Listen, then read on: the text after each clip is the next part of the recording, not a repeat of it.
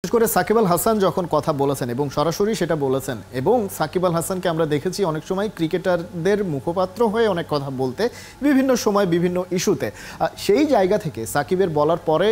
পরবর্তীতে আমরা পরিবর্তন দেখার অপেক্ষায় থাকবো কিনা বা প্রত্যাশাটা একটু বাড়বে কিনা কারণ এর আগে আমরা দেখেছি যে আপনি বলছিলেন যে একটা এই ধরনের সিচুয়েশনে সাধারণত সাংঘর্ষিক সিদ্ধান্ত আসে সিসিডিএম বা যারা ঘরোয়া লীগ পরিচালনা করেন তাদের পক্ষ থেকে। হ্যাঁ, সাকিব বলার আগেই কিন্তু এই সিদ্ধান্তগুলি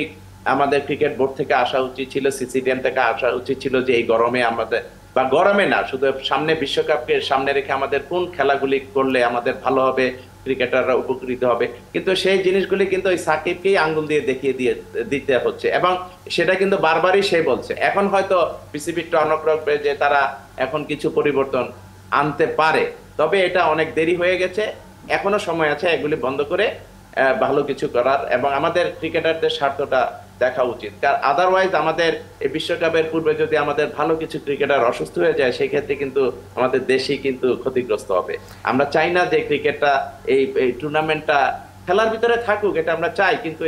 এই 50 ওভার্স ম্যাচের বদলতে আমাদের ক্রিকেটার অসুস্থ হয়ে যাক এবং ক্রিকেটটা ক্ষতিগ্রস্ত হোক, বিশ্বকাপে ভালো বাজে পারফর্ম করুক, এটা আমরা চাই না। আমরা চাই ভালো কিছু দেখার জন্য, সেই আশাই আমরা কিন্তু আছি।